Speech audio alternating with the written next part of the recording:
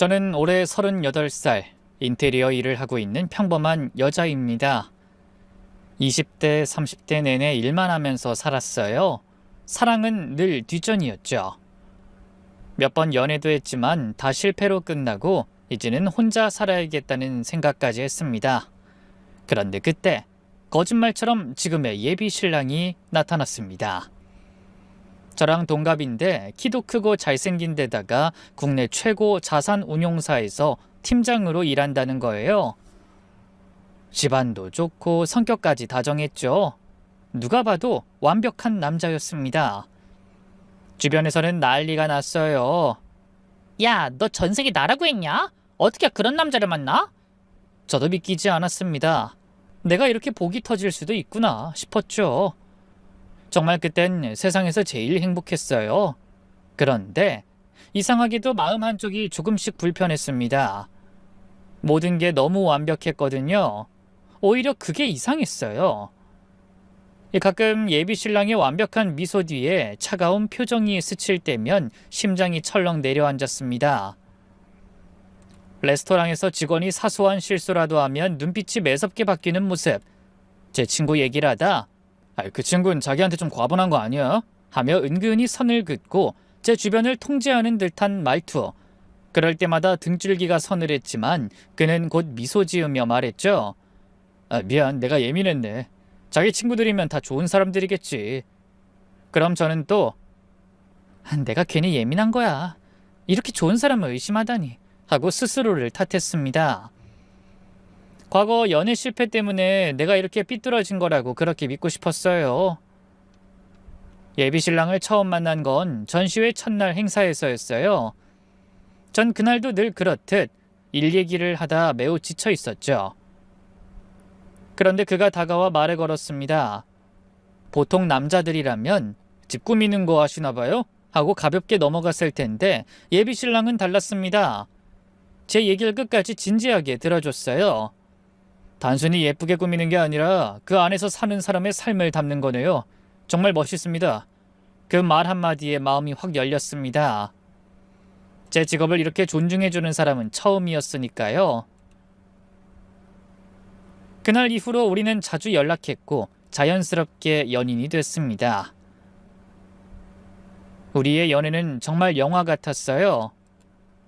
누가 보면 질투할 정도로요. 예비 신랑이 준비한 프로포즈는 솔직히 말해 아직도 잊을 수 없습니다.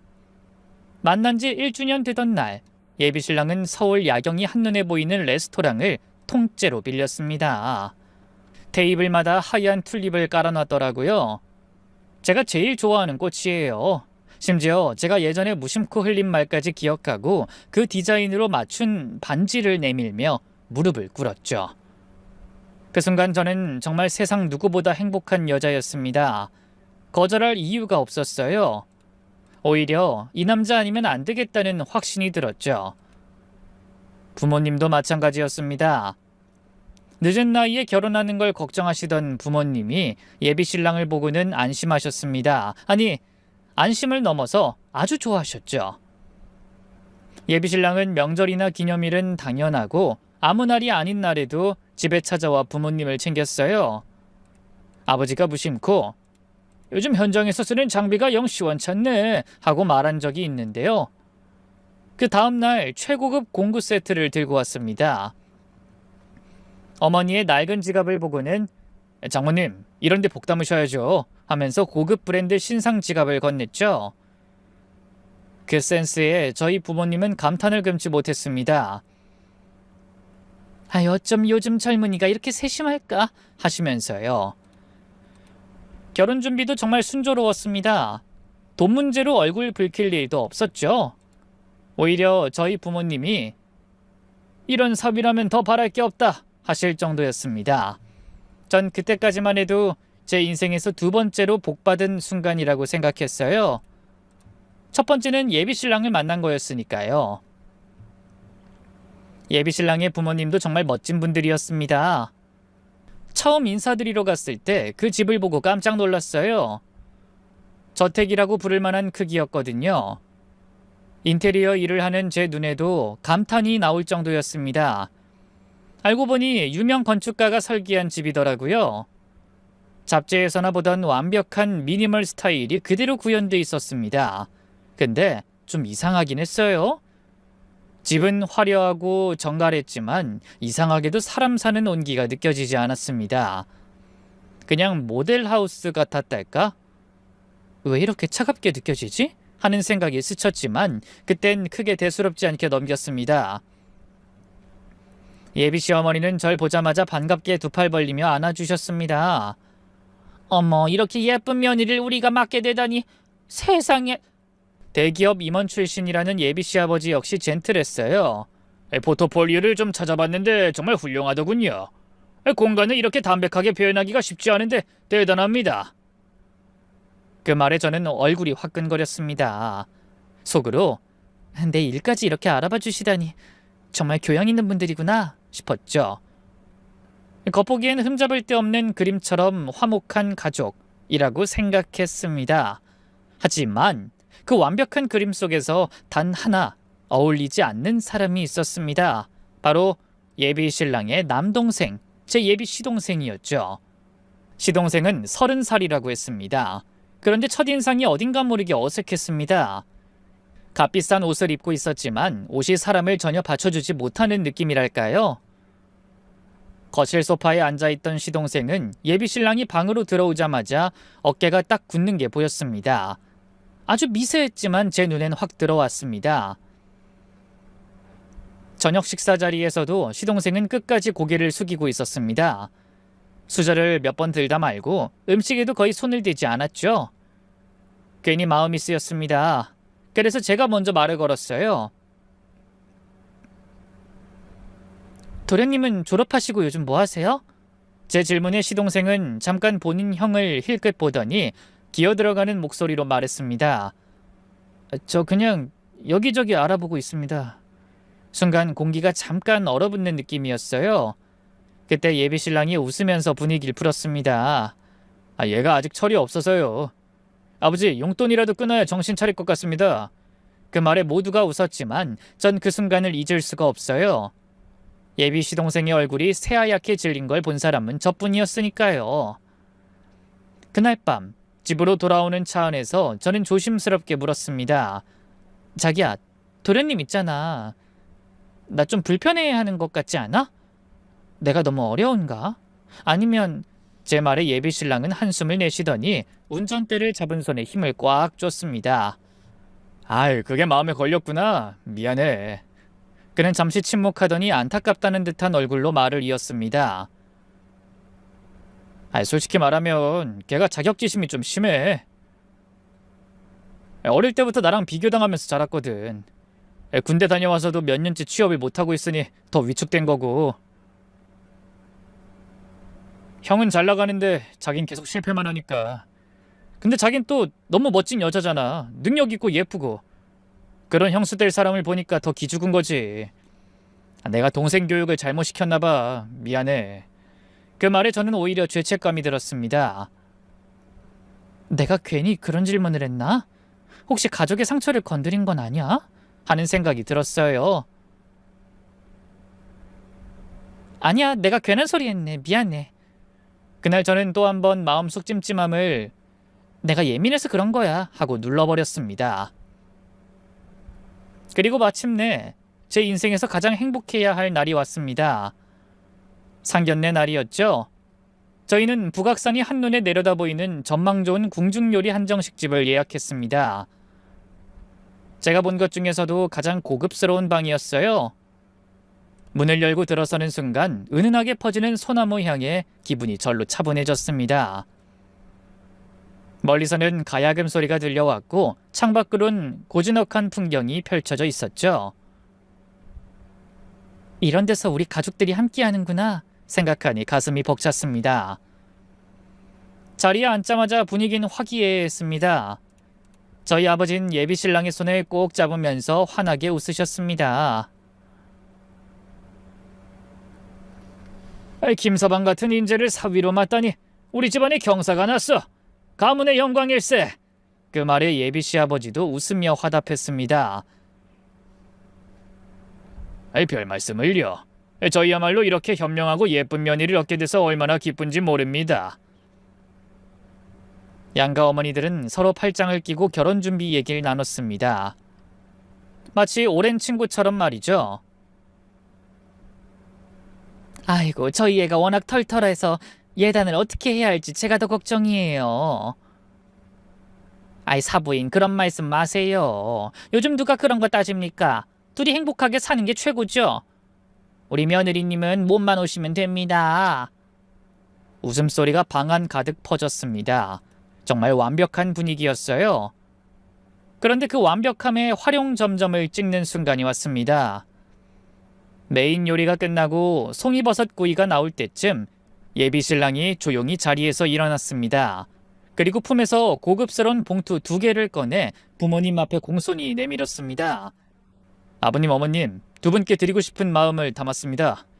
저희의 시작을 허락해 주신 은혜에 보답하고 싶었습니다. 봉투 안에는 최고급 대학병원의 VVIP 건강검진권이 들어있었습니다. 평생 일만 하느라 몸돌볼 겨를이 없었던 부모님, 특히 몇 년째 건강검진을 미루고 계시던 아버지를 위한 선물이었죠. 아니, 비싼 걸 우리가 어떻게 받아? 아버진 손사래를 치셨지만 얼굴엔 미소가 번졌습니다. 어머니는 이미 눈시울이 붉어져 있었습니다. 아이고, 김서방, 이런 걸 다 준비하고 마음만으로도 충분한데. 그 말을 듣는 순간 제 눈가도 뜨거워졌습니다. 평생 고생만 하신 부모님께 제가 해드리지 못한 효도를 예비신랑이 대신 해주는 것 같았거든요. 그 순간 저는 이 사람을 선택한 건 정말 잘한 일이야 라는 확신을 가졌습니다. 하지만 그 행복한 순간에도 제 눈길을 사로잡는 사람이 있었습니다. 네, 바로 예비 시동생이었어요. 그는 상견례 내내 얼굴이 잿빛이었고 굳은 표정으로 앉아 있었습니다. 대화에 끼지도 못했고 물을 따르다 컵을 엎지를 뻔하기도 했습니다. 휴대폰을 들여다보며 안절부절 못하는 모습이 계속 눈에 들어왔죠. 그때까지만 해도 저는 그저 형이 너무 잘나서 주눅이 들어서 그렇겠지 하고 대수롭지 않게 생각했습니다. 오히려 이런 동생 때문에 우리 그이가 또 소갈이 하겠구나 하는 동정심까지 들었죠. 그이가 말했던 자격지심 때문이구나. 저렇게 좋은 형을 뒀으니 오죽할까.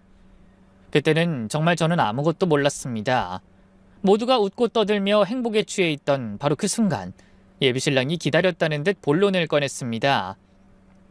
그는 제 아버지를 향해 겸손하지만 자신감이 묻어나는 미소를 지으며 말했어요. 아버님, 제가 아버님께서 운영하시는 건설회사 자료를 좀 찾아봤습니다. 정말 존경스럽습니다. 맨손으로 시작하셔서 이렇게 회사를 키우셨더군요. 아버지의 얼굴에 미소가 번졌습니다. 뭘 다 그런 걸 봤나? 내가 뭐 대단한 사람이라고. 아버지가 멋쩍게 웃자 예비신랑은 고개를 살짝 숙이며 말했습니다. 아닙니다. 제가 숫자 보는 눈이 좀 있는데 아버님 경영은 정말 안정적이에요. 그때 예비신랑은 깔끔하게 정리된 자료를 꺼내 테이블 위에 올렸습니다. 아버님, 현금 흐름이 이 정도면 정말 대단하신 겁니다. 요즘 같은 시기에 쉽지 않거든요.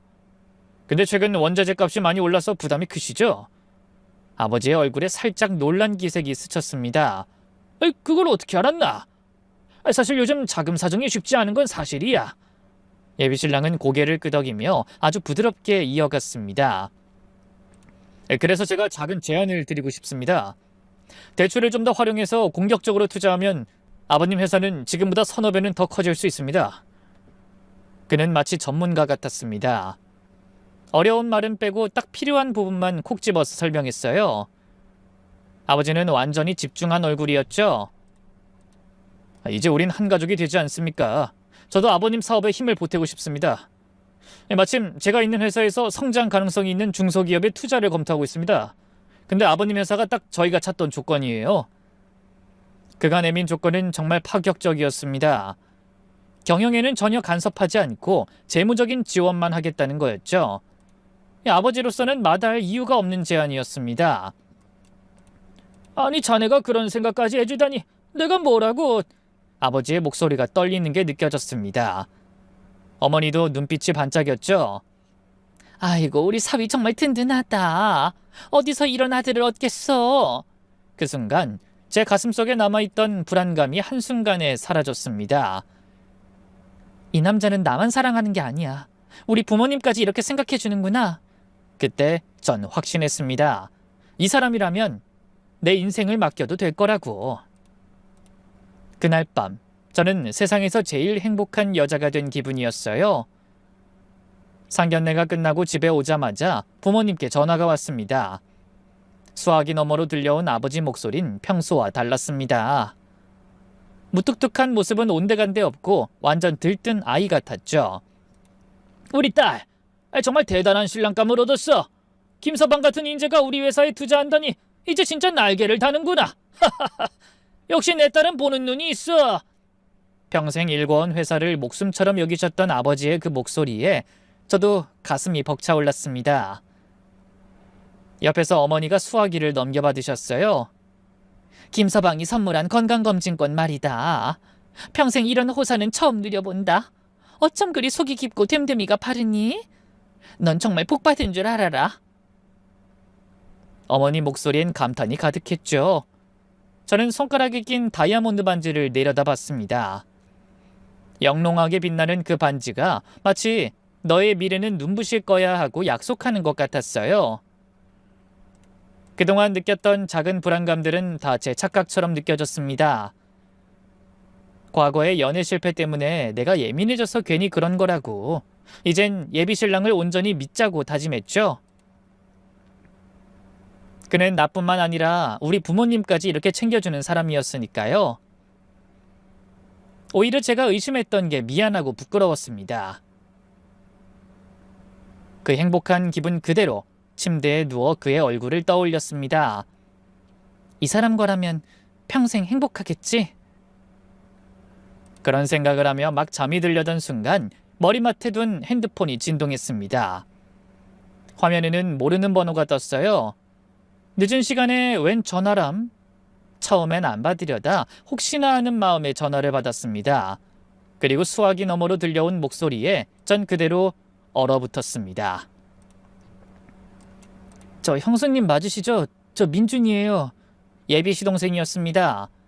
목소린 갈라지고 당장 울음이 터질 것처럼 떨리고 있었죠. 다음 날 저는 예비 시동생을 집 근처 작은 카페에서 만났습니다. 그리고 약속 장소에 앉아있는 예비 시동생을 보는 순간 제 심장은 철렁 내려앉았습니다. 그의 얼굴은 처참했어요. 밤새 한숨도 못 잔 듯 눈은 시뻘겋게 충혈돼 있었고 얼굴은 잿빛으로 질려 있었습니다. 옷매무새는 엉망이었고 앉아있으면서도 계속 두리번거렸습니다. 마치 누군가 뒤쫓아오기라도 하는 것처럼요. 도련님, 대체 무슨 일이에요? 왜 이렇게 안 좋아 보여요? 제가 걱정스러운 목소리로 묻자 그는 갑자기 고개를 푹 숙였습니다. 그러고는 떨리는 목소리로 말했죠. 형수님 죄송해요. 하지만 이 결혼 하시면 안 돼요. 제발 이 결혼 깨세요. 순간 저는 귀를 의심했습니다. 뭐라고? 이 결혼을 깨라고? 갑자기 몰려오는 불쾌감에 저는 예비 신랑이 했던 말이 떠올랐습니다. 자격지심이 심하다. 형이 잘 나가니까 늘 기죽어 있다. 아, 그 말이 이거였구나. 저는 최대한 차분한 목소리로 말했습니다. 도련님, 저 그이한테 얘기 다 들었어요. 요즘 많이 힘드신 거 알아요. 하지만 저흰 정말 사랑해서 결혼하는 거예요. 어제 그이가 우리 부모님께 어떤 선물했는지 봤죠? 그리고 아빠 회사 도와주겠다고 한 거, 그건 진심이 아니면 못하는 거예요. 솔직히 오해가 깊으신 거 아니에요? 아니면 정말 죄송하지만 질투 때문에 이러시는 거라고밖에 생각이 안 돼요. 제 차가운 말에 예비 시동생의 눈에 눈물이 맺혔습니다. 그리고 다음 순간 그는 벌떡 일어났습니다. 아니에요, 형수님. 제발 제 말 좀 믿어주세요. 제가 여기서 무릎이라도 꿇을까요? 형수님 인생이 망가지는 걸 그냥 두고 볼 수가 없어서 그래요. 제 형 같은 인간이 행복하게 사는 꼴 더는 못 보겠어요. 제발 딱 5분만 제 얘기 들어주세요. 그는 거의 오열하기 직전이었습니다. 주변 사람들의 시선도 아랑곳하지 않고 테이블 앞에서 손을 덜덜 떨며 절박하게 외쳤습니다. 그 처절한 모습에 저는 차마 그를 뿌리치지 못했습니다. 알겠어요. 앉으세요. 무슨 얘기든 일단 들어볼게요. 그는 깊게 숨을 들이쉬고 떨리는 목소리로 말문을 열었습니다.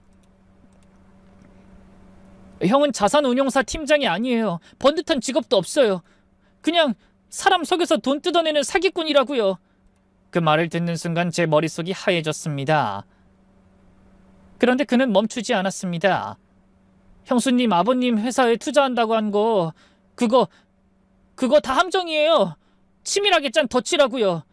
계약만 하면 형수님 집안 재산 싹 빼앗기고 회사는 파산날 겁니다. 형은 원래 그런 짓만 하면서 살아온 놈이에요. 그의 눈에서는 눈물이 뚝뚝 떨어졌습니다. 그리고 저는 숨을 쉴 수가 없었습니다. 저는 순간 말을 잃었죠. 눈앞의 남자가 무슨 소리라는 건지 믿기지 않았어요. 이거 그냥 질투 때문에 꾸며낸 얘기 아니야? 그래서 차가운 목소리로 물었습니다. 말도 안 돼요. 그럼 아버님, 어머님은 이 사실 아세요? 예비씨 동생이 고개를 세차게 저었습니다. 모르세요. 부모님이야말로 형한테 제일 많이 속았어요. 형이 하는 말은 무조건 믿어요. 제가 맞아도 항상 제 탓이에요. 네가 형만큼만 해봐라. 형이 널 왜 건드리겠냐. 늘 그렇게 말했으니까요. 부모님한테 형은 신이었어요. 전 그냥 없는 사람이나 다름없었어요. 예비씨 동생은 주먹을 꽉 쥐고 온몸을 부들부들 떨고 있었습니다. 제가 어릴 때 길에서 강아지 한 마리를 주웠어요. 진짜 제 목숨처럼 아꼈는데 근데 형이 그 강아지를 제 앞에서 발로 찼어요. 다리가 부러져서 낑낑대는 강아지 안고 제가 울고 있는데 부모님은 뭐라 했는지 아세요? 네가 관리를 못해서 그렇지 착한 형이 괜히 그랬겠냐. 그랬어요. 형은 제 뒤에서 비웃고 있었고요. 항상 그랬어요. 제 모든 걸 빼앗고 망가뜨린 사람은 형이었는데 부모님은 늘 형편이었어요. 예비씨 동생은 숨을 몰아쉬며 계속 말을 이어갔습니다. 상견례 며칠 전이었어요. 형이 갑자기 차가 이상하다면서 정비소에 좀 다녀오라고 했어요. 맨날 심부름 시키는 거라 군말 없이 그냥 갔죠.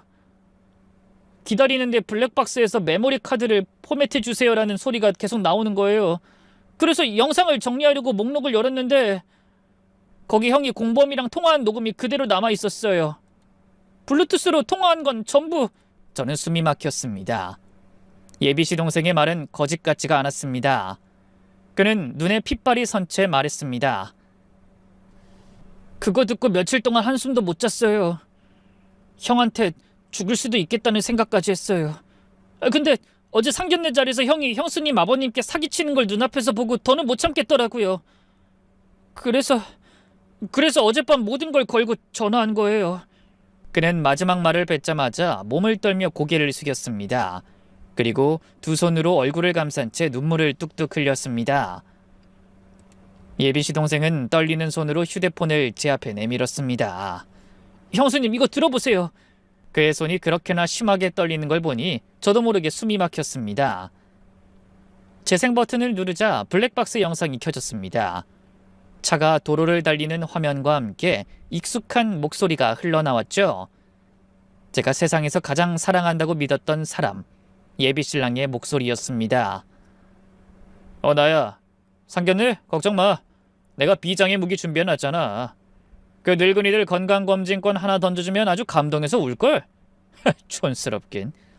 그 말이 끝나는 순간 제 귀에 늙은이들이라는 단어가 꽂혔습니다.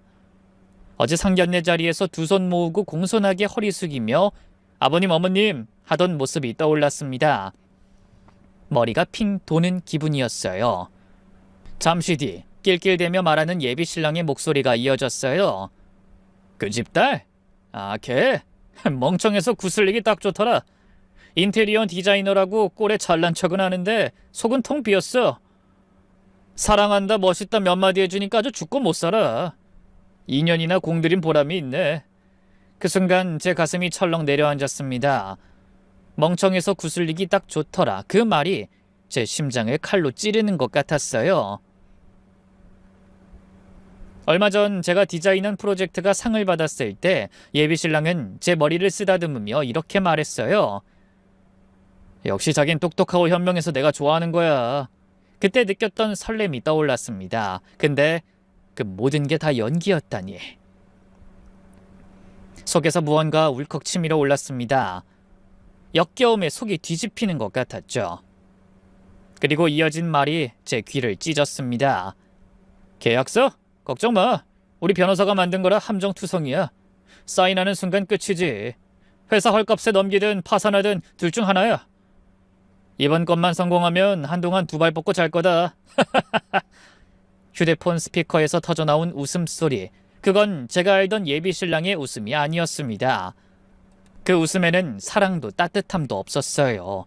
오직 잔인함과 탐욕, 먹잇감을 앞에 둔 짐승 같은 웃음이었습니다. 휴대폰이 제 손에서 미끄러져 테이블 위로 떨어졌습니다. 지난 2년의 기억이 순식간에 스쳐갔습니다. 전시회에서 처음 만났던 날, 로맨틱한 프로포즈, 제 손을 잡고 사랑한다고 말하던 눈빛, 부모님께 살갑게 인사하며 웃던 모습까지 그 모든 게 한순간에 역겨운 거짓으로 변해버렸습니다. 저는 바보였습니다. 완전한 바보. 사랑이라고 믿었던 건 전부 거짓이었고 저는 그의 사기극에 완벽하게 속아 넘어간 호구였습니다. 그에게 저는 단지 돈을 뜯기 위한 도구였고 우리 가족은 그의 욕심을 채우기 위한 발판이었어요. 심장이 쿵 하고 내려앉더니 귀에서 웅 하는 소리가 울렸습니다. 세상 모든 소리가 멀어졌고 손발이 차갑게 식는 게 느껴졌습니다. 숨도 제대로 안 쉬어졌어요. 이건 꿈일 거야. 악몽이겠지. 누가 날 깨워줘. 하지만 눈앞의 현실은 잔인했습니다. 저는 떨리는 눈으로 예비 시동생을 노려봤습니다. 이거 도련님이 만든 거죠? 그렇죠. 우리 예비 신랑이 그럴 리가 없어요. 형을 질투해서 이런 짓까지 하는 거예요, 지금? 제 목소리는 거의 갈라졌습니다. 하지만 귓가에 생생하게 울리던 예비 신랑의 목소리, 그리고 그 웃음소리, 그걸 부정할 방법은 없다는 걸 사실 저는 알고 있었습니다. 내가 2년 동안 사랑했던 남자, 내 모든 걸 바친 남자, 그 남자의 본색이 거짓말이 아니라는 걸 인정하는 순간 심장이 박살나는 것 같았습니다. 입술이 덜덜 떨렸습니다. 그리고 눈물이 터졌습니다. 하지만 그건 슬픔의 눈물이 아니었습니다. 온몸의 세포가 들끓는 것 같았어요. 차가운 분노가 머리끝부터 발끝까지 퍼졌습니다. 이 개자식, 어떻게 우리 부모님한테 이럴 수가 있어? 내가 얼마나 믿었는데, 내가 얼마나... 끝내 말을 잇지 못한 채 저는 테이블을 주먹으로 내리쳤습니다. 사람들이 놀라서 쳐다봤지만 저는 아무것도 보이지 않았습니다. 예비 시동생은 놀라서 몸을 움찔했지만 도망치지 않았습니다. 그는 제 울부짖음을 그대로 받아내고 있었습니다. 그 얼굴엔 미안함과 죄책감, 그리고 아주 희미한 해방감 같은 게 섞여 있었습니다. 저는 떨리는 손으로 제 휴대폰을 집어들었습니다. 화면을 열고 익숙한 이름을 눌렀습니다. 신호가 가기 직전 예비 시동생이 제 손을 낚아챘습니다. 안 돼요, 형수님. 지금 전화하면 다 끝나요. 형은 바로 도망칠 거예요. 형은 그런 인간이에요. 기회만 주면 사라질 거라고요. 휴대폰이 손에서 미끄러져 테이블 위로 떨어졌습니다. 짧은 부딪힘 소리가 났지만 제 심장은 그 소리보다 훨씬 크게 요동쳤습니다. 예비 시동생의 다급한 외침이 아니었다면 전 정말 통화 버튼을 눌렀을 겁니다. 제 손은 그의 손에 붙잡힌 채 덜덜 떨렸습니다.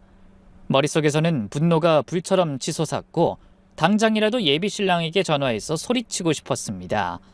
나요, 놓으세요! 그 인간 목소리 들어야겠어요. 내 귀로 변명이라도 들어봐야겠다고요. 예비 시동생은 거의 울먹이며 소리쳤습니다. 안 돼요, 형수님. 제발 진정하세요. 지금 전화하면 끝이에요. 형은 바로 잠적할 거라고요. 그는 손에 힘을 꽉 주고 절대 놓지 않았습니다. 그 필사적인 저항에 저는 조금씩 이성을 되찾기 시작했습니다. 그의 말이 맞았습니다. 지금 전화하면 그는 거짓말을 늘어놓거나 증거를 지우고 그대로 사라질 겁니다. 그렇게 허무하게 놓칠 순 없었어요. 내가 받은 고통, 평생 고생하신 부모님이 받을 상처를 생각하면 그깟 전화 한 통으로 분노를 풀기엔 너무 값쌌습니다. 예비 시동생은 눈물을 꾹 참으며 말했습니다. 지금 전화해서 화내는 건 형한테 기회 주는 거예요. 형은 도망치는데 선수예요. 꼬리 자르고 잠적하는 뱀 같은 인간이에요. 그 인간을 확실하게 무너뜨리려면 화로 움직이면 안 돼요. 이성적으로 아주 차갑게 판을 짜야 합니다. 그 말을 듣는 순간 제 가슴에서 타오르던 불길이 천천히 가라앉았습니다. 눈물도 멎었고 그 자리에 차갑고 단단한 의지가 남았습니다. 저는 거친 숨을 몰아쉬며 예비 시동생을 똑바로 바라봤습니다. 이제 그는 더 이상 주눅든 청년이 아니었어요. 형이라는 그림자 밑에서 평생 짓눌리며 살아온 또 다른 피해자, 그리고 지금 제 손을 잡고 있는 유일한 동맹이었습니다. 어떻게요? 제 목소리가 낮게 갈라졌습니다. 어떻게 하면 그 인간 제 손으로 끝장낼 수 있죠? 제 말에 예비 시동생이 잠시 눈을 감았다가 떨리는 목소리로 대답했습니다. 제가 도울게요. 형수님이랑 저 둘이서 같이 그 인간 끝장내는 거예요. 그 순간 우린 피해자가 아닌 공모자가 됐습니다. 그날 이후 저는 완전히 다른 사람이 되었습니다. 제 인생은 두 개로 나뉘었습니다. 낮에는 여전히 세상 가장 행복한 예비 신부이자 유능한 인테리어 디자이너였습니다. 그리고 밤에는 차가운 복수심에 불타는 여자였죠. 낮 동안 저는 아무 일 없다는 듯이 인테리어 현장을 지휘하고 까다로운 고객의 요구사항을 웃으며 맞춰줬습니다. 그리고 저녁이면 어김없이 예비 신랑을 만났습니다. 우리는 함께 웨딩드레스를 고르러 갔습니다. 순백의 드레스를 입고 거울 앞에 선 제 모습을 보며 그는 감탄 어린 목소리로 말했습니다. 세상에, 우리 자긴 천사였네. 너무 아름다워서 눈을 뗄 수가 없어. 저는 그의 찬사에 수줍게 웃어 보였지만 속으론 칼날을 삼키는 기분이었습니다. 그의 손이 제 허리를 감쌀 때마다 역겨움에 소름이 돋았고 그의 달콤한 속삭임은 귓가에 달라붙는 거머리처럼 느껴졌습니다. 주말에는 신혼집에 드릴 가구를 보러 다녔습니다. 예비신랑은 제 전문적인 안목을 존중한다며 모든 선택을 제게 맡겼습니다. 역시 전문가는 다르네. 자기가 고른 건 다 마음에 들어. 우리 미래의 집이 자기 손에서 이렇게 아름답게 꾸며지다니 난 정말 복받은 놈이야. 그는 완벽한 예비신랑을 연기했고 저는 완벽한 예비신부를 연기했습니다. 서로를 향해 웃고 미래를 약속하고 사랑을 속삭이는 모든 순간이 지독한 위선으로 가득 찬 연극이었습니다. 그와 함께 있는 매 순간 저는 제 안에서 들끓는 분노를 억누르기 위해 입술 안쪽을 깨물어야 했습니다. 그리고 모두가 잠든 밤이 되면 저는 그의 SNS와 과거 행적을 샅샅이 훑기 시작했습니다. 그가 태그한 지인들의 계정, 사진 속 배경에 찍힌 장소들을 하나하나 추적하며 그의 과거 동선을 그려나갔습니다. 그러자 일정한 패턴이 보이기 시작했죠. 그가 과거에 만났던 여자들은 대부분 저처럼 집안이 유복하거나 전문직에 종사하는 여성들이었습니다. 그리고 그 여자들의 SNS는 어느 순간부터 활동이 뚝 끊겨 있었습니다. 마치 세상에서 증발해버린 것처럼. 저는 예비 시동생의 도움을 받아 그의 개인 노트북에서 이메일과 클라우드 저장소를 뒤졌지만 그 교활한 인간은 이미 모든 흔적을 지운 뒤였습니다. 저는 익명의 계정을 만들어 그 여성들에게 조심스럽게 접근했습니다. 안녕하세요. 혹시 김성준이라는 남자를 아시나요?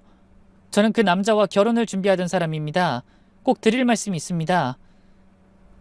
하지만 대부분은 제 메시지를 읽고도 답이 없었습니다.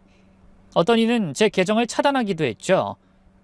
그들에게 저는 또 다른 사기꾼이거나 혹은 끔찍한 과거를 들추려는 악의적인 존재일 뿐이었습니다. 며칠간의 노력이 허사로 돌아가자 절망감이 밀려왔습니다. 그때 한 여성의 3년 전 블로그 게시물에서 단서를 발견했습니다. 명품 시계를 중고로 판매한다는 글이었는데 그 시계는 김성준이 지금 차고 다니는 것과 같은 한정판 모델이었습니다. 저는 마지막 희망을 걸고 그녀에게 쪽지를 보냈습니다. 이번엔 블랙박스 녹취 파일의 일부를 함께 첨부했습니다. 몇 시간 뒤 모르는 번호로 전화가 걸려왔습니다. 여보세요? 이 녹음 파일 정말 그 사람 목소리 맞아요? 네, 맞아요. 혹시 그쪽도... 그녀는 수화기 너머로 한참을 흐느끼더니 자신 역시 결혼을 약속하고 부모님께 물려받은 상가 보증금 수억 원을 예비 신랑에게 투자했다가 모든 것을 잃었다고 고백했습니다. 하지만 그녀는 다른 피해자들에 대해서는 전혀 알지 못했습니다. 저도 다른 피해자가 있을까 싶어 몇 달을 찾아 헤맸어요. 하지만 그 인간은 철저하게 저희를 고립시켰어요. 아무도 찾을 수 없었어요. 너무 억울하고 분해서 흥신소라도 써볼까 했지만 이미 모든 돈을 잃은 뒤라 그럴 여유도 없었죠. 흥신소. 그 말을 듣는 순간 제 머릿속이 번쩍 뜨이는 것 같았습니다. 왜 그 생각을 못했지? 다음 날 저는 모아뒀던 돈의 일부를 인출해 흥신소의 문을 두드렸습니다. 담배 연기 자욱한 사무실에서 험상궂은 인상의 남자가 절 맞았습니다. 전 조금도 위축되지 않고 준비해간 그의 사진과 인적사항, 차량 번호, 그리고 블랙박스 녹취 파일이 담긴 USB를 테이블 위에 올려놨습니다.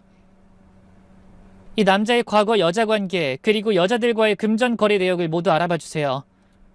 특히 법적 분쟁이 있었던 것들은 하나도 빠짐없이요. 제 단호한 태도에 흥신소 사장은 피식 웃더니 일주일의 시간을 달라고 했습니다. 그리고 정확히 일주일 뒤에 흥신소 사장은 제게 두툼한 서류 봉투 하나를 건넸습니다. 그 안에는 저와 통화했던 여성을 포함해 총 4명의 다른 피해 여성들의 신상 정보와 피해 사실, 그리고 그중 2명이 그를 상대로 고소했다가 패소하거나 합의했던 기록까지 담겨 있었습니다. 저는 떨리는 손으로 그들에게 전화를 걸었습니다. 그 새끼 저한텐 자기가 고아라고 했어요. 저희 아버지가 평생 모은 퇴직금을 사업자금으로 빌려갔는데 그 돈 들고 그대로 잠적했어요. 그 충격으로 아버지는 쓰러지셨고 저희 집은 풍비박산 났어요. 피해자들은 각자 가지고 있던 증거들을 제게 보내줬습니다. 그가 보낸 협박성 문자 메시지, 돈을 송금한 은행 거래 내역, 눈물로 얼룩진 고소장 사본까지 증거는 산처럼 쌓여갔습니다. 이제 그가 빠져나갈 구멍은 어디에도 없었습니다. 이제 복수를 위한 준비는 끝났습니다. 남은 건 모두 앞에서 예비 신랑의 가면을 확실히 벗겨내는 일이었어요. 저와 예비 시동생은 거실에 앉아 머리를 맞댔습니다. 양가 가족을 아무 의심 없이 한자리에 모을 이유가 필요했습니다. 형수님, 너무 서두르면 형이 눈치챌 수도 있어요. 가장 자연스럽고 방심한 순간에 터뜨려야 해요. 맞아요. 모두가 행복하다고 느끼는 그때, 그게 딱이에요. 예비시동생이 잠시 생각하다가 말했습니다. 그 다음 주가 아버지 생신이에요. 그걸 이용하면 어떨까요? 그 말에 제 머릿속에서 불이 켜졌습니다. 저는 곧바로 예비신랑에게 전화를 걸었습니다. 심호흡을 한번 하고 최대한 밝고 애교 섞인 목소리로 말했죠. 자기야, 나 완전 신났어. 내가 제일 좋아하는 레스토랑에서 커플 이벤트 했는데 1등으로 당첨됐지 뭐야? 최고급 코스 식사권이래. 근데 생각해보니까 다음 주가 아버님 생신이잖아. 이거 하늘이 준 기회 아니야? 우리 깜짝 생신 파티 열어드리자. 양가 부모님 다 모시고 결혼 전에 점수 팍팍 따는 거지. 수화기 너머에서 예비 신랑은 꿀 떨어지는 목소리로 답했습니다. 역시 우리 자기밖에 없네. 어떻게 그런 생각을 다 해? 당연히 좋지. 아버지가 정말 기뻐하시겠다. 자긴 정말 최고야. 최고의 며느리야. 최고의 며느리. 그 말이 귓가에 맴돌았지만 제 속은 역겨웠습니다. 그래도 저는 능청스럽게 웃으며 전화를 끊었어요. 그 다음 양가 부모님께도 전화를 돌렸습니다. 아버님, 생신을 맞아 작은 파티 준비했어요. 꼭 와주세요. 모두가 아무것도 모른 채 기쁜 마음으로 그날을 기다렸습니다. 약속 당일, 저는 옷장을 뒤져 가장 단정하고 품격 있는 드레스를 골랐습니다. 거울 앞에 선 제 모습은 세상에서 가장 행복한 예비신부 같았어요.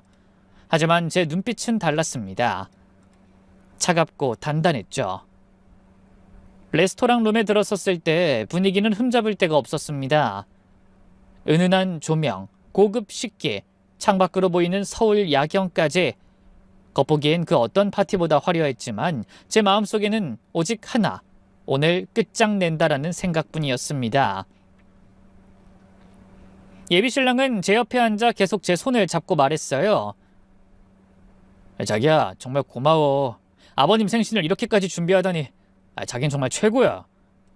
저는 끝까지 완벽한 연기를 하기 위해 노력했습니다. 예비신랑의 농담에 웃어주고 시아버지와 시어머니 잔에 와인을 채우고 좋아하는 음식을 챙겨드렸습니다. 겉보기엔 아무 문제 없는 화기애애한 가족 모임이었죠. 하지만 제 모든 신경은 테이블 맞은편에 앉은 예비 시동생에게 향해 있었습니다. 그는 얼굴이 하얗게 질려 입술만 꾹 깨물고 있었어요.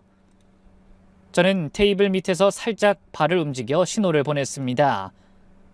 괜찮아요. 계획대로 가고 있어요. 그가 아주 작게 고개를 끄덕였습니다. 그 순간에도 방 안은 평화로워 보였지만 저는 느꼈습니다. 이 방 안에서 폭풍이 몰아칠 준비가 끝났다는 걸. 그리고 아무것도 모르는 부모님들은 이 행복한 자리가 영원할 거라고 믿고 있는 것 같았습니다. 물론 저희 예비신랑도요. 메인 요리가 끝나고 디저트가 나올 무렵이었습니다. 분위기는 그야말로 절정이었죠. 모두가 웃고 잔을 부딪히며 즐거워했습니다. 그때 저는 자리에서 천천히 일어섰습니다. 와인잔을 살짝 두드리자 방 안이 조용해졌습니다. 모든 시선이 제게로 향했죠. 먼저 아버님, 생신 정말 축하드립니다. 저는 예비 시아버지를 향해 환하게 웃었습니다. 그리고 양가 부모님을 차례로 바라보며 말했죠. 그리고 저희 결혼을 이렇게 축복해 주셔서 진심으로 감사드립니다. 그 마음에 보답하는 의미로 제가 오늘을 위해 특별한 영상을 준비했습니다. 모두가 박수를 쳤습니다. 아무것도 모르는 부모님들 얼굴엔 흐뭇한 미소가 지어졌습니다. 제 옆에서 예비신랑이 의자에 기대 앉으며 속삭였어요. 자긴 정말 대단해. 이런 깜짝 이벤트까지. 사랑해. 저는 그의 눈을 똑바로 바라보며 최대한 부드러운 미소를 지었습니다. 나도 사랑해. 이건 자기를 위한 선물이기도 해. 그 순간 저는 예비 시동생을 향해 고개를 끄덕였습니다. 예비 시동생은 떨리는 손으로 가방에서 노트북을 꺼냈습니다. 볼륨을 올리고 준비된 영상을 실행했습니다. 예비 신랑이 의아한 표정으로 물었죠. 민준아, 뭐해? 왜 이렇게 긴장했어? 내가 도와줄까? 하지만 예비 시동생은 아무 말도 하지 않고 고개만 저었습니다. 순간 모두의 시선이 화면으로 향했습니다. 잔잔한 음악 대신 귀에 거슬리는 자동차 소리가 흘러나오기 시작했죠. 그리고 예비 신랑의 목소리가 들렸습니다. 노트북에서 흘러나오는 예비 신랑의 목소리가 방 안 공기를 순식간에 얼려버렸습니다. 그 늙은이들, 멍청한 딸. 어제까지 제게 사랑한다고 말하던 그 목소리가 지금은 부모님을 모욕하고 저를 비웃고 있었습니다. 방 안은 숨이 막힐 정도로 조용해졌습니다. 조금 전까지 웃음꽃이 피던 자리였는데 그 웃음이 흔적도 없이 사라져 버렸습니다. 가장 먼저 반응한 건 아버지였습니다. 평생 자식들만 바라보고 사신 분이셨는데 당신을 늙은이라고 부르는 소리에 얼굴이 벌겋게 달아올랐습니다. 어머니는 마른 입술만 달싹이며 제 손을 꼭 잡으셨습니다. 이게 무슨 소리야? 저 목소리 김서방 맞니? 어머니의 떨리는 목소리에 제 심장이 덜컥 내려앉았습니다. 예비 신랑의 부모도 당황했습니다. 예비 시아버지는 낮게 중얼거렸습니다. 이게 도대체 뭐냐? 예비 시어머니는 하얗게 질린 얼굴로 아들과 저를 번갈아 보며 어쩔 줄 몰라 했습니다. 모든 시선은 예비 신랑에게 쏠렸습니다. 그는 얼굴이 하얗게 질린 채 자리에서 벌떡 일어나 노트북을 덮으려 했지만 예비 시동생이 그의 손을 막았습니다. 잠시 숨을 고르던 예비 신랑이 갑자기 연기를 시작했습니다. 아버님, 어머님, 이거 다 조작이에요. 제가 요즘 회사에서 잘 나가니까 저를 시기하는 놈들이 이런 짓을 한 겁니다. 자기야, 내 말 믿지? 이건 전부 거짓말이야. 아버지는 당장이라도 예비 신랑의 멱살을 잡을 기세였습니다. 저와 어머니가 다급하게 아버지를 말렸습니다. 여보, 안 돼요. 진정하세요. 저런 놈 때문에 우리가 똑같은 사람 될 필요 없어요. 어머니의 울음 섞인 목소리가 방 안에 울려 퍼졌습니다. 순식간에 아수라장이 됐죠. 궁지에 몰린 예비신랑은 결국 가장 비열한 방법을 택했습니다. 갑자기 맞은편에 앉은 예비시동생의 뺨을 거세게 때렸습니다. 예비시동생의 고개가 옆으로 꺾이며 그대로 멍해졌습니다. 이 한심한 놈, 네가 감히 형을 배신해? 내가 너한테 어떻게 했는데? 네 학비 대주고 용돈 대주고 사람 구실 못하는 너 걷어준 게 누군데? 네가 질투심에 눈이 멀어서 형 인생을 망치려고 이딴 짓을 해? 예비신랑의 고함이 방 안을 뒤흔들었습니다. 그제야 정신을 차린 예비신랑의 부모님도 달려들었습니다. 예비시아버지는 예비시동생의 멱살을 잡고 흔들며 소리쳤습니다. 이 한심한 놈! 네 형이 너 때문에 얼마나 속상하는지 알아? 근데 은혜를 원수로 갚아! 예비시어머니는 더 심했습니다. 이 왼수 같은 놈! 네가 우리 집 망하게 하려고 작정했구나! 저는 도저히 참을 수 없었습니다. 자리에서 벌떡 일어나 외쳤습니다. 그만하세요! 도련님은 아무 잘못 없어요. 모든 건 그 잘난 당신들 첫째 아들이 벌인 짓이에요. 진실을 알려준 사람한테 어떻게 이럴 수가 있어요? 제가 예비시동생을 감싸자 그들의 분노는 제게로 향했습니다. 예비시어머니가 손가락질하며 고래고래 소리쳤습니다. 이 모든 게 다 너 때문이야. 그래, 이제 알겠다. 네가 우리 성준이를 꼬드긴 거지? 민준이 놈이랑 짜고 다 가로치려는 거 아니냐고? 이 뻔뻔한 여자, 꽃뱀 같은 년. 그 말을 듣는 순간 제 안에서 마지막 남은 미련이 완전히 끊어졌습니다. 헛웃음이 터졌습니다. 그래, 저런 부모 미치니까 저런 놈으로 자란 거지. 그들의 막말이 극에 달했을 때 저는 외쳤습니다. 그만하세요! 차가운 목소리에 방 안이 순간 조용해졌습니다. 저는 예비신랑의 부모를 똑바로 보며 말했습니다. 아버님, 어머님, 오해는 하지 마세요. 제가 아무리 남자가 급했어도 도련님 같은 사람과 눈이 맞을 리는 없으니까요. 그리고 영상은 이게 끝이 아니에요. 저는 예비시동생을 향해 눈짓했습니다. 그는 아직도 뺨이 빨갛게 부어 있었지만 떨리는 손으로 노트북의 다른 파일을 클릭했습니다. 화면에 재생된 건 다른 피해 여성들의 영상이었습니다. 그들이 용기 낸 이유는 단 하나, 제가 약속했기 때문이죠. 법적 비용 제가 책임질게요. 우리가 함께 해야 그 악마를 잡을 수 있어요. 첫 번째로 나타난 여성은 흐느끼며 말했습니다. 그 사람은 저한테 고하라고 했어요. 저희 아버지가 평생 모은 퇴직금을 사업자금으로 빌려갔는데 그 돈 들고 그대로 사라졌죠. 그 충격으로 아버지는 쓰러지셨고 저희 집은 완전히 망했어요. 화면은 곧 은행거래 내역으로 넘어갔습니다. 첫 번째 피해 여성의 아버지 명의로 송금된 거액이 선명하게 찍혀 있었습니다. 다음 화면에는 또 다른 여성이 나왔습니다. 분노로 가득 찬 얼굴이었죠. 결혼 약속도 하고 제 이름으로 대출까지 받게 만들어 놓고 그 돈으로 자기 빚을 갚았어요. 나중엔 협박까지 했어요. 고소도 취하게 만들었고요. 그 인간은 사람 탈을 쓴 악마예요. 그녀의 말이 끝나자마자 화면엔 협박성 문자와 고소장 사본이 차례로 떴습니다. 잔뜩 구겨진 종이, 얼룩진 눈물 자국이 그대로 보였습니다. 방 안은 숨소리조차 들리지 않았습니다. 예비씨 아버지는 의자에 털썩 주저앉아 멍하니 화면만 쳐다봤고 예비씨 어머니는 힘없이 중얼거렸습니다. 아니야, 우리 아들이 그럴 리가 없는데. 하지만 그 목소리는 힘이 없었습니다. 그리고 모든 증거 앞에 앉은 예비신랑은 입을 꾹 다문 채 아무 말도 못했습니다. 오직 문 쪽으로 고개를 돌려 도망칠 기회만 찾고 있는 것 같았죠. 모든 영상이 끝나고 방 안은 숨소리조차 들리지 않았습니다. 예비신랑은 슬그머니 자리에서 일어나 문 쪽으로 향하려 했습니다. 그때 제가 먼저 다가갔습니다. 어디 가려고요? 아직 안 끝났는데. 저는 손가락에서 반지를 빼 던졌습니다. 반지가 바닥에 떨어지며 챙 소리를 냈습니다. 이 결혼 없던 걸로 하겠습니다. 그 순간 속이 뻥 뚫리는 것 같았습니다. 배신감은 컸지만 이렇게 끝낼 수 있다는 게 다행이었어요. 저는 고개를 돌려 부모님을 봤습니다. 아빠, 엄마, 죄송해요. 제 사람 보는 눈이 이 정도였네요.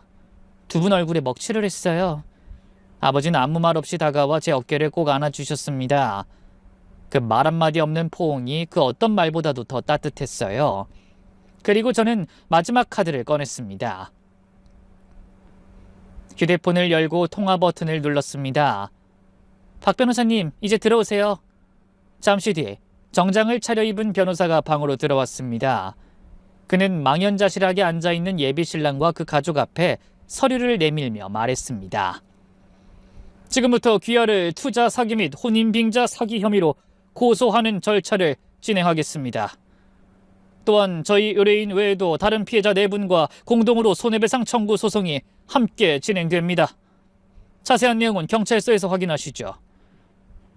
순간 예비씨 어머니는 아이고 내 아들! 하고 외치며 그대로 쓰러졌습니다. 예비씨 아버지는 얼굴을 감싸주고 주저앉았고요. 그리고 예비신랑. 한때 제가 사랑했던 그 사람은 텅 빈 눈으로 허공만 바라보고 있었습니다. 그렇게 그의 완벽했던 세상이 산산이 부서지는 걸 저는 똑똑히 봤습니다. 몇 달 후 예비신랑과 그 공범은 결국 구속됐습니다. 조사 과정에서 과거 사기 행각까지 모두 드러났고 생각보다 무거운 형을 받았다는 소식을 들었습니다. 그 집안도 끝이 났습니다. 피해자들에게 합의금을 물어주느라 그 큰 집까지 팔고 완전히 몰락했다고 하더군요. 아버지 회사에 대한 투자 계획은 물론 없던 일이 됐습니다. 오히려 아버지는 이번 일을 계기로 회사를 더 튼튼하게 만드는 데 집중하셨습니다. 모든 일이 끝난 뒤 저는 회사를 그만뒀습니다. 복수에 매달리는 동안 제 마음도 엉망이 돼 있었으니까요. 저는 짐을 싸고 혼자 여행을 떠났죠. 그동안 잊고 살았던 제 마음을 들여다보고 완벽한 조건이 아니라 진짜 내가 원하는 게 뭔지 고민하는 시간을 가졌습니다. 예비씨 동생은 제 도움으로 상담을 받기 시작했어요. 그리고 그는 처음으로 형과 부모의 그늘에서 벗어나 자기가 하고 싶었던 요리를 배우기 시작했죠. 가끔 연락이 옵니다. 형수님 덕분에 제 인생을 찾았어요. 정말 감사해요. 라면서 자신이 만든 요리 사진을 보내주기도 합니다. 우리는 이제 예비 형수와 시동생이 아니었어요. 지옥 같은 순간에 서로를 붙잡아준 특별한 인연으로 남았습니다. 저는 다시 인테리어 일을 시작했습니다. 하지만 예전과는 달랐죠. 범죄 피해자들이나 힘든 상황에 있는 사람들을 위해 안전하고 따뜻한 공간을 만들어주는 봉사를 시작했어요. 제가 만든 작은 쉼터에서 한 아이가 처음으로 편안히 잠들었다는 얘기를 들었을 때 그때 알았습니다. 내 상처가 누군가를 치유하는 데 쓰일 수도 있구나. 그게 제겐 가장 큰 위로가 됐습니다. 물론 그날의 기억이 완전히 사라진 건 아닙니다. 하지만 이제 저는 과거에 묶여있지 않아요. 제 2발로 서서 제 속도로, 제 손으로 제 인생을 다시 그리고 있습니다. 여러분의 인생에도 그러한 순간이 찾아오길 바라며 긴 이야기를 이만 줄이겠습니다. 들어주셔서 감사합니다.